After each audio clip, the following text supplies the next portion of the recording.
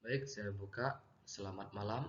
Perkenalkan, nama saya Kadek Widiane dengan NPM 2054121003 dari jurusan Agroteknologi Fakultas Pertanian Universitas Lampung.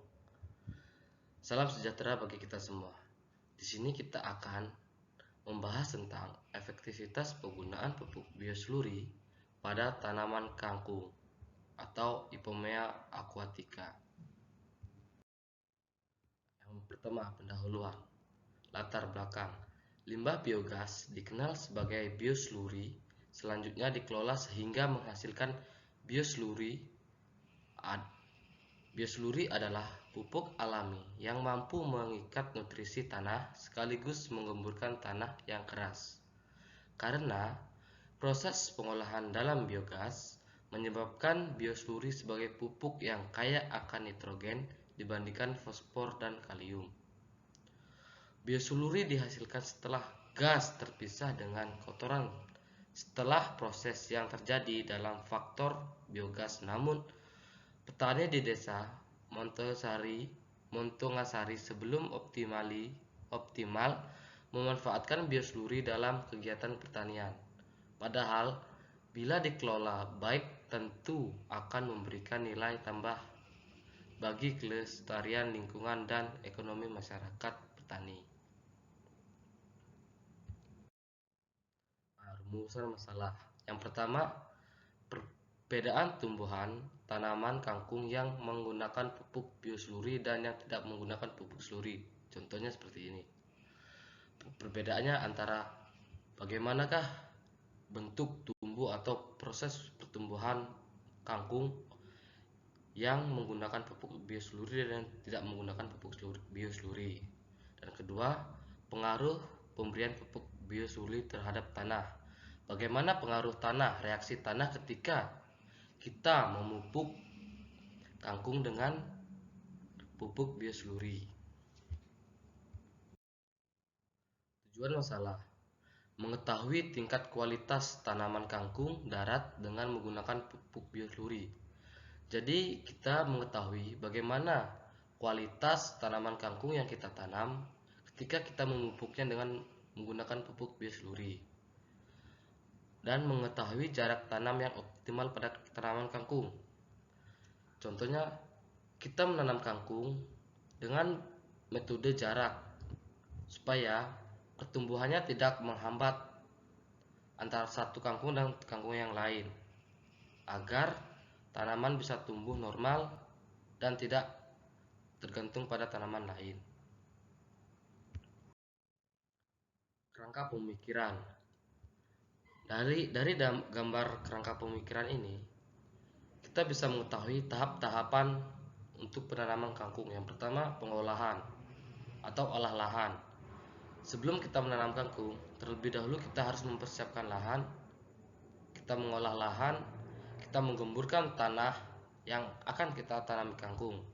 Yang kedua, kita pemupukan biosluri. Yang pemupukan biosluri, kita pupuk terlebih dahulu sedikit dari tanah yang kita sudah gemburkan tadi.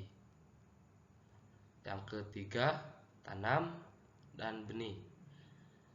Setelah kita memupuk biosluri, kita diamkan terlebih dahulu lahan yang sudah kita olah dan kita pupuk. Kemudian selang berapa hari kita melakukan penanaman benih. Dan jangan lupa penyiraman. Dalam penyiraman terdapat dalam satu lingkup, yaitu kita langsung penyemprotan, yaitu dengan cara menyiram maupun mencabuti gulma-gulma yang tumbuh di lahan kita. Dalam perawatan bisa dibagi dengan penelitian. Di sana kita bisa langsung meneliti sambil meneliti, yaitu penelitian yang kita lakukan itu mengukur tinggi tanaman, jumlah daun, dan proses pertumbuhannya. Yang kedua, menyemprot hama. Kemungkinan jika ada hama yang mengganggu atau ingin menyakiti tanaman atau terdapat di dalam tanaman tumbuhan kangkung, bisa kita semprotkan dengan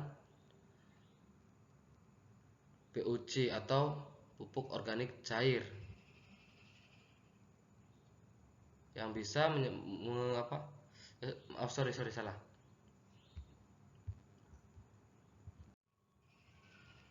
Penyemprotan hama. Kita bisa menanggulangi hama dengan cara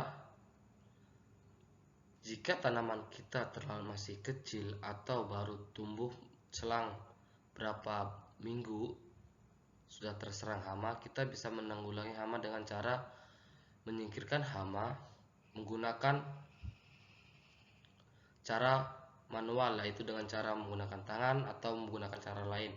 Ketika tanaman kita sudah dewasa atau sudah mulai panen atau mendekati masa panen, kita bisa menyemprotkan hama dengan cairan yang pestisida yang bisa mematikan hama tapi tidak berbahaya pada tumbuhan atau tanaman kangkung kita. Penanggulangan penyakit. Sama halnya seperti penyemprotan hama, penanggulangan penyakit yaitu kita harus merawat tanaman kangkung kita sendiri supaya tidak ada penyakit-penyakit yang mengganggu atau menghambat pertumbuhan tanaman kangkung kita sendiri. Dan selanjutnya dibagi menjadi bagian dari penanggulangan gulma. Penanggulangan gulma kita bisa menggunakan cara manual seperti mencabut atau mengkoreti gulma yang tumbuh di dekat-dekat kangkung kita. Yang terakhir, masa panen. Pada saat kangkung sudah mulai tumbuh ataupun sudah mulai panen, kita akan bisa memanennya secara langsung.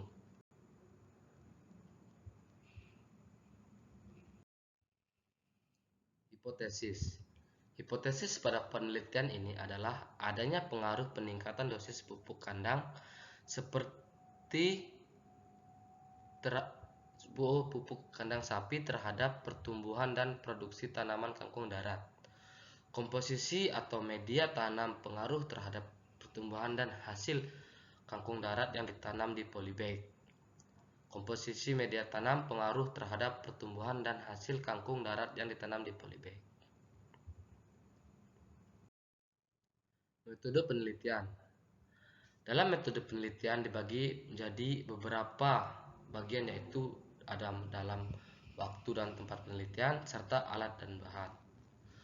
Waktu dan tempat penelitian. Penelitian ini dilaksanakan di Tanjung Senang, Labuan Dalam, dan waktu penelitian yaitu dilaksanakan pada bulan Agustus sampai September.